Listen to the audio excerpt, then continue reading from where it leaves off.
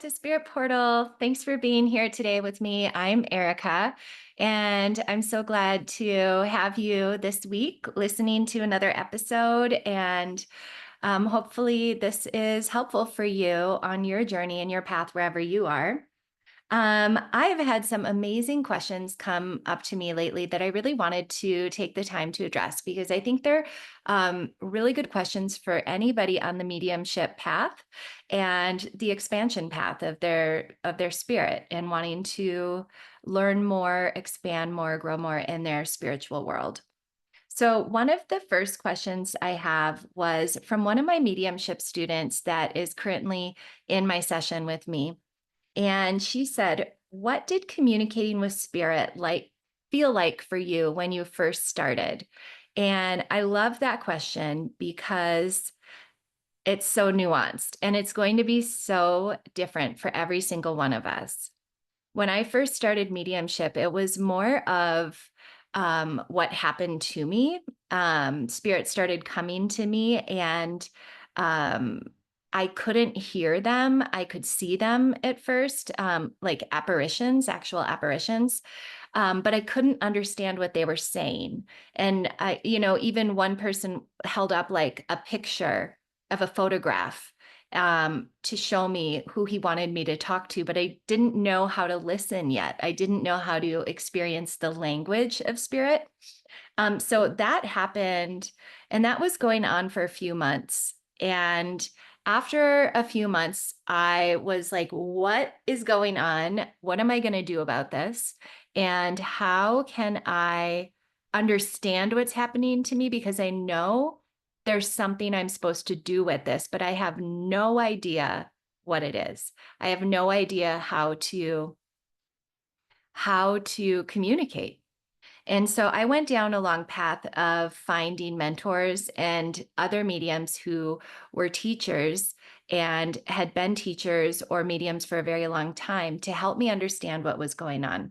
And I think I probably had around 5 or 6 different mentors over a period of 2 years. And so when I started with the mentorship. I started taking classes and practice readings, learning about what the language of spirit actually is, which is energy, FYI. And in that, I started doing these practice readings. And at first, everything came to me. I was able to see spirits, I was able to hear them. I was then able to feel what happened to them, what their passing was, what their lives were like. It was one of the most exhilarating periods of my life, one of the top 3 most exhilarating periods of my life. And that went on for about 3 months, where it was like I thought I was God's gift to mediumship because it came so easily to me. And it lasted, like I said, 3 months. And then everything stopped. It was like they dangled this carrot, and I say they meaning spirit, they dangled this carrot in front of me and were like, this is how good it can get. But you're done now unless you do the work. And they didn't say that to me, but that is what became obvious. Um, and doing the work meant that I had to do the work to build my relationship with spirit. I had to do the work to um, healing some of the things inside of myself that I didn't even know need to be healed. I needed to have the discipline to show up because I was passionate about working with spirit at this point. I had seen the miracles of what happens in a reading. It was something I never even knew was possible. I didn't know it existed. And let me tell you, I definitely never would have thought for a second that it was something that I, little me, was capable of even dreaming about. So after, everything kind of went away, and I was at that point so enthralled with doing this work, I was 100% committed. It was a calling at that point. And so then what happened is I started just showing up. I showed up for every mediumship development class, every circle, every meditation. I meditated daily on my own. I sat with spirit and built my relationship and my conversation with spirit.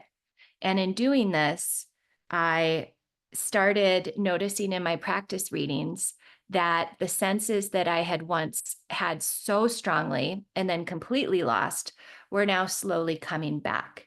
And I realized that those senses were the most subtle expressions of language that I had ever known outside of like when you're communicating with like your partner or your best friend and your body language tells a story and your words might be different, right? But you know, with that person to like listen to that body language because you know that's the truth.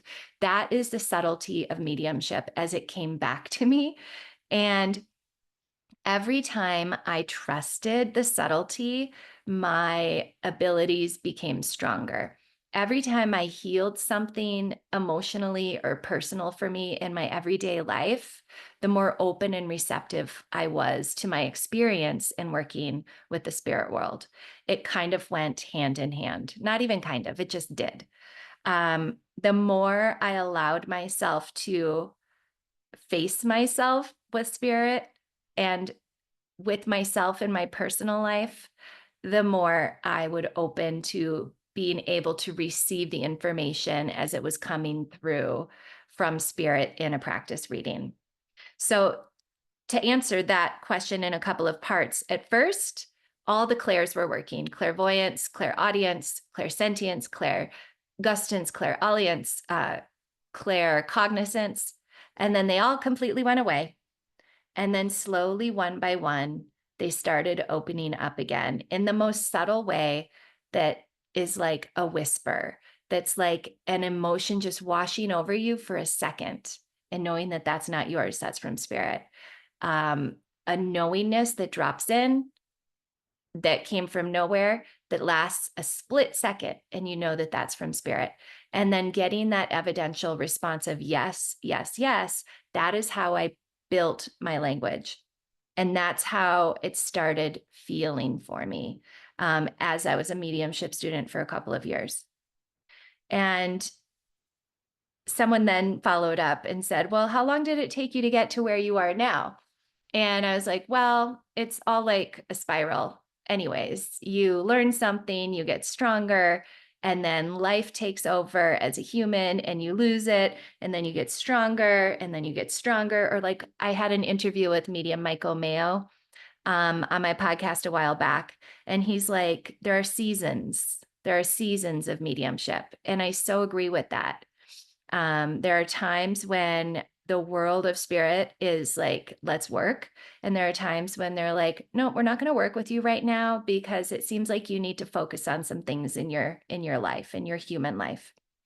So where I am now is definitely further along than I was when everything went away. And I'm definitely in the process of always striving to be better as a medium and to have those completely clear clairs.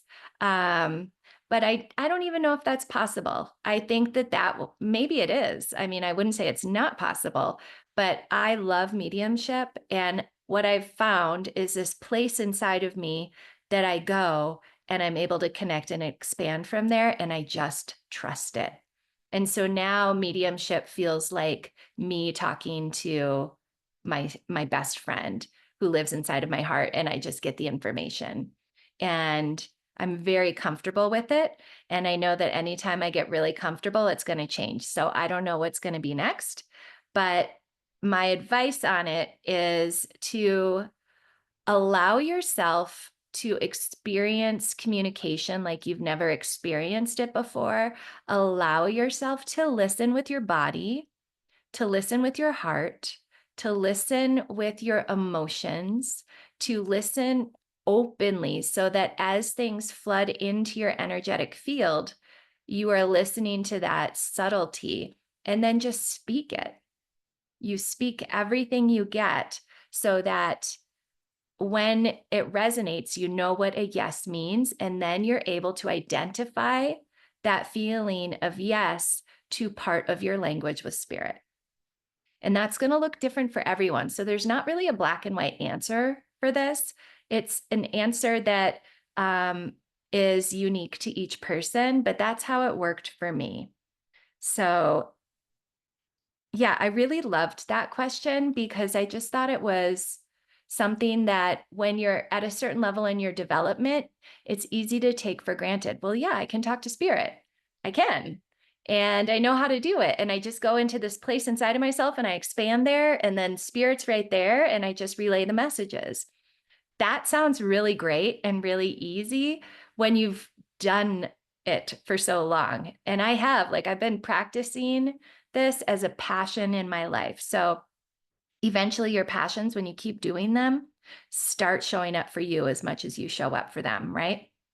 But when you're starting to say that to somebody, oh, yeah, you just open up and then you talk to spirit, it's almost a little bit disingenuous because there is a journey to getting to a place where you can do that. And then there's a journey of getting to a place where you trust it.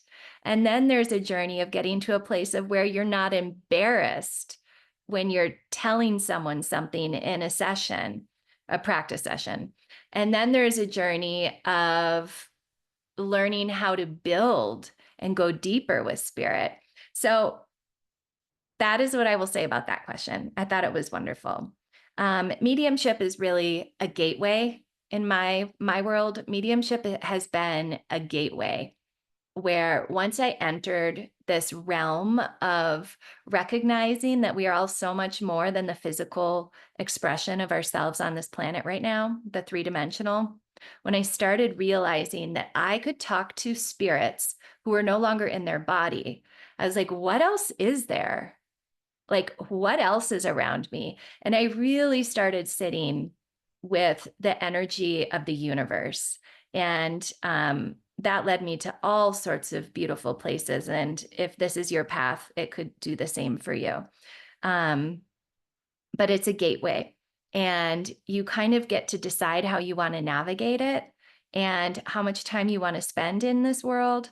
And it's going to be different for everyone. For me, it was truly a calling, and it continues to this day to be. Okay.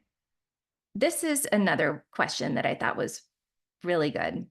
My partner asked me not to talk about spirit and the things I'm learning in this class to him anymore. He doesn't want to know what's happening for me. How do I handle this? Ooh, this is a big one. And this is a very common issue for people. And actually, I have a lot of thoughts and feelings on this. But the first thing I did was go to my partner. And I was like, what do you think about this? Like, as a partner of someone who does this work and is passionate about it, and you're very different than I am, what do you think? And he's like, well, I think that it can go a couple of different ways. He's like, the first thing I think about is sometimes listening to stories about working with spirit or mediumship readings and your experiences is kind of like listening to someone tell me about a dream, where it's kind of interesting and I'm totally not a part of it, and sometimes it's cool, but most of the time I'm not that interested in hearing other people's dreams. I was like, yeah, totally fair, like that makes a lot of sense. And I was like, but you're really supportive over me, you're really supportive of this path. And he's like, well, I've seen it. I've seen you walk this path, and I've seen all the parts of you. And he's like, I'm supportive of you. And when I see you thriving on your path, I'm going to support that. And if you weren't thriving on your path, I would be questioning. I would bring things to you to make you think about what you're doing. And I was like, yeah, that makes sense too. So one of the things I was thinking about for this question is that we are multidimensional personalities, right? We are meant to not only have one person that we confide every aspect of ourselves to.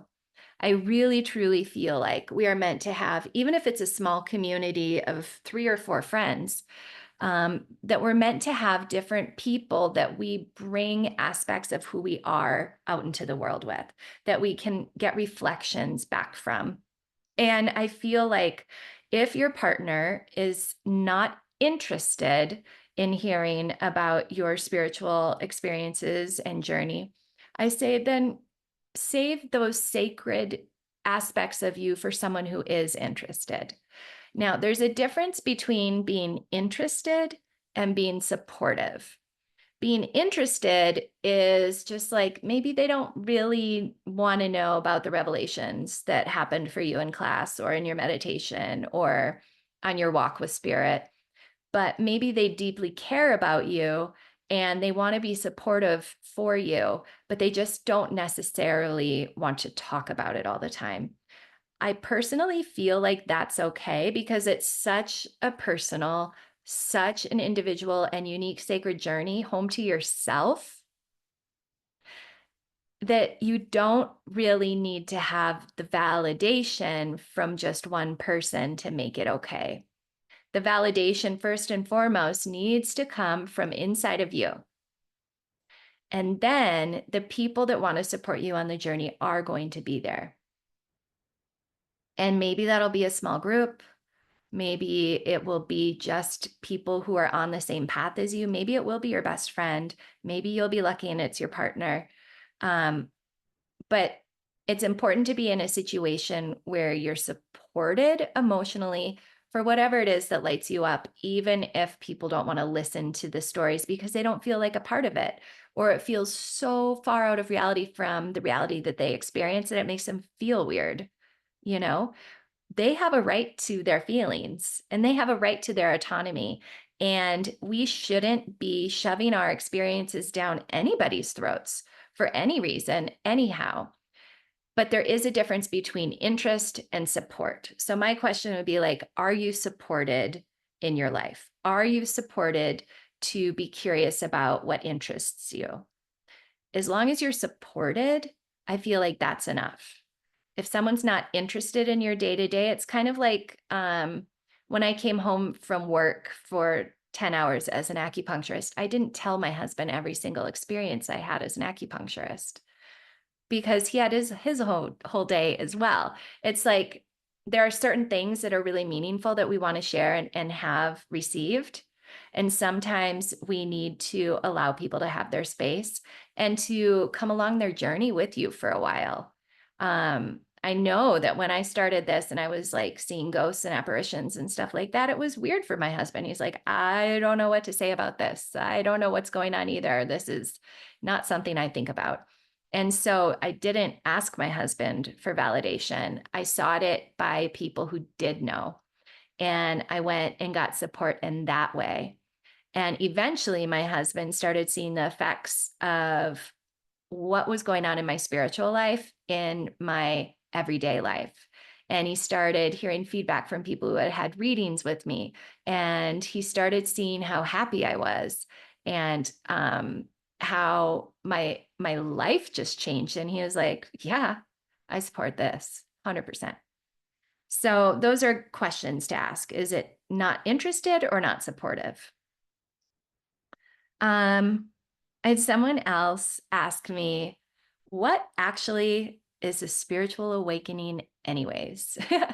Oh my God, like how do you even answer that? What is a spiritual awakening anyways? Um, Oftentimes the way that I think about a spiritual awakening is you've been living your life in one way and it's almost kind of like methodical, or maybe it's out of routine or habit, and your life might be absolutely amazing, um, and oftentimes through something external, or yeah, usually external, something happens or something shifts the way that your life is. You have to completely let go of something. Maybe it's your attachment to things being the way that they are. Maybe it's your attachment to people in your life being the people in your life. Maybe it's your attachment to the ease that you have in your life. I don't know. There are a lot of like premises for spiritual awakenings, but usually something external happens and jars whatever routine or regularity you have and causes you to completely kind of combust. Um, Speaking from experience, that was my spiritual awakening. But and in that combustion, right? Like when things blow up and then kind of break apart and things fall, the ashes fall and settle, often you find yourself in the dark or a completely different situation that you've been in before. And it's scary. And then there is this layer of, I have to let go of everything being the way it was before so that I can see who I want to be and how I want to live and what I want to create in this present moment. And that is the catalyst, is saying, I am going to be in the present instead of the past or the future. And when you're in the present, you have to surrender to everything as it is, just as it is. And usually the awakening comes in that surrender. It comes in the time of figuring out how to surrender because we are so attached to the things that we have created, the things that we identify with, the things that we think identify us to the world, the things that we like or the things that we think we like. So the surrender is saying, I am going to give it all up and see what comes next. And that is the catalyst for the spiritual awakening and the development inside of it that happens. My spiritual awakening was brutal, and I've spoken to it, so I'm not going to again here.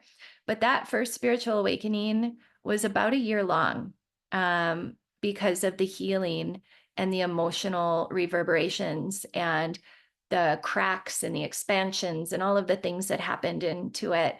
And then I was on the other side and I was like, wow, I have just been through this profound journey and I feel so different now.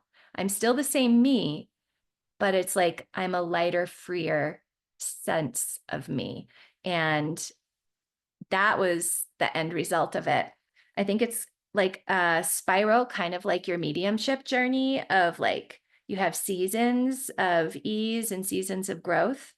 But it's trusting that spiral.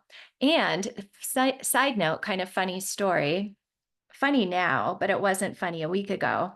I got a tattoo because I wanted to honor this profound journey that I've been on. And profound to me. I mean, it's probably like stupid to everyone else, but profound to me. Okay. To me, I've been on a life-changing journey. And I wanted to honor through my spirit onto my body, like a marker of this journey for me. And the spiral really deeply represented that to me. And it was the spiral of the journey deep inside of myself in the healing and the fear and the transformation and the exhilaration and the darkness and the shadow and the claiming of the light and all of these things that happened as I spiraled inward. And when I got to a place where I was safely landed, I began to spiral back out and into expansion. And that's what my like tattoo that I just got a week ago really signified to me. And I had a dream about it the night before I went in, talking to my guides and like so excited for this. I was like driving giddily to get this tattoo. So I get this tattoo and, you know, I'm a really sensitive person, physically, spiritually, emotionally, all of the ways. And I'm okay with it now, but I was not okay with it for a long time. And even as an acupuncturist for almost 20 years, I am so sensitive with needles that I tell my acupuncturist, I'm like, less is more, you know. If I have too many needles, my body tends to react negatively. I just need to gently move the chi, gently nourish my energy, blah, blah, blah. So less is more for me. I go and get this tattoo. I've never had a tattoo in my entire life. And I'm on the table for 4 hours, thousands of needles putting ink into my arm.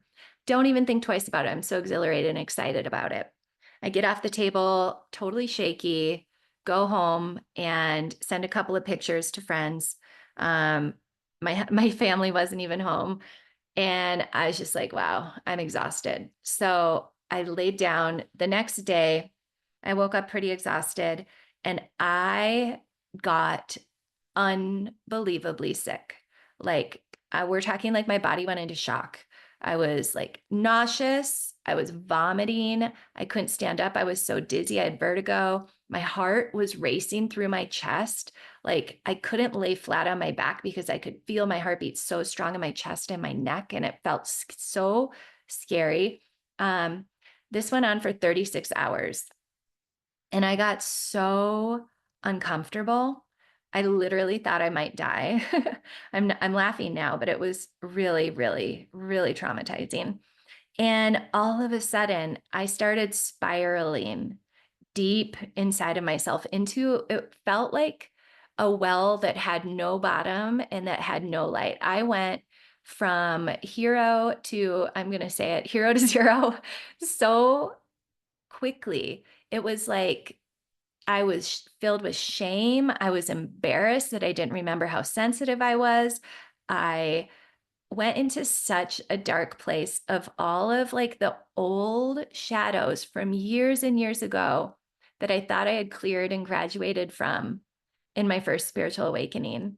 And it was like they were like faces that literally showed themselves to me as I was like in this pit of blackness, miserable and sick, unable to do anything for days.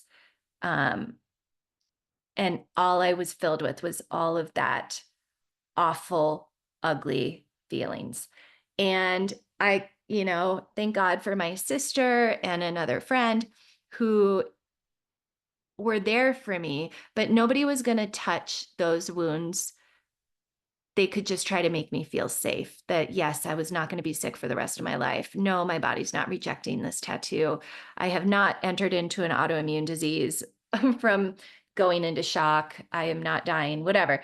That was all helpful and nice. And the real work was me stepping back into this place of going into a place of saying, I am going to be okay. And I opened up into my spirit and found my power. And I was able to slowly make my way out of that deep, dark well, one step at a time, one prayer at a time, one quiet moment of gratitude at a time. When I was in the darkest place, I heard someone say into my heart, everything is exactly as it should be. And that was a place of me externally vomiting and not being able to stand up and having a fever and my heart racing. And internally, I heard spirit saying to me, everything is as it should be. And I remembered that was my first spiritual awakening. That was the message that I learned about being present in my life, trusting that no matter what happens, that I'm going to be okay and that everything is going to be okay. And as I started feeling that message come in and believing it and having gratitude for everything as it was, even in what I deemed as a miserable moment, I started recovering. And that is kind of serendipitous because here I am putting a marker of my first spiritual awakening, this deep spiral on my arm, inward and outward. And I put that marker on my arm and I claim it as my truth. And what happens? That spiritual awakening is like, prove it. Show us you've got it. Show us you can do this. And I had my first spiritual awakening was like a year long of going through this journey of self. And this one lasted less than a week. And it was a profound experience to come into and come out of. And I will say, side note, is that a couple of friends and I were doing research on that shock that I had after the tattoo, and it's actually a thing. There's something called the tattoo flu. And so it does happen to people. It's just like when things happen to other people, it just kind of happens to them and it's not that bad. When things happen to me, because I'm so sensitive, it's like it's been times like 100. And so that is what happened. And it was really awful. And now on the other side, I'm like, oh, well, it makes sense because I was claiming something really big for myself by having that tattoo. And I had to prove it to myself and in my relationship with spirit. That's how I feel about it, anyways. And okay, so that was kind of a side note. I hope no one got annoyed with that. But the last question that I got was, well, how do I strengthen my abilities? Like I'm practicing, but how do I get stronger on my own? And well, two parts for that. One, you just have to do it. You just have to keep practicing. But two, you have to build trust with spirit. You have to take the time to learn the language. And that means learning the language through practicing, absolutely, but learning the language of the energetic languages. And that is by sitting with your guides. That is by being in a space listening to binaural music and just allowing energy to flow through you and getting comfortable with frequencies. It means paying attention to the universe around you, the putting your hands in the water of a river and what does that feel like? And just being open to experiencing what that feels like, to putting your hands on a tree and hugging a tree. And how does that energy feel different than the water energy? Um, it's sitting with your guides and asking them to help you with your mediumship by communicating with them. You really just have to show up for yourself and show up for spirit. And that's how you get better. And that's how you build your abilities. Um, and then one thing that we talked a lot about was really understanding your own personal work. What are things that trigger you? What are some of the things about yourself that you don't like? What are the things about other people that make you feel icky? And just sitting with those experiences and letting that feeling unfold inside of you so that you can recognize what potentially you can heal. And the more that you can be comfortable with all the different parts of yourself, the more that you're going to be able to be comfortable with all the different aspects of spirit. So that is our podcast episode for today. Thanks for listening. You guys, if you could like this podcast wherever you listen to it, that would be awesome. If you ever want to leave a comment, I know you can on Spotify. Leave comments and questions. I'd love to answer them or talk to you and know who you are. And it's been really fun seeing the podcast grow into all sorts of places around the world. And just know that I notice and we are all on this journey together of lifting each other up and supporting each other to be our best selves and remembering why we came to this planet in the first place. And we all have such unique gifts and unique reasons for being here. And I just love you all so much. All right, you take care.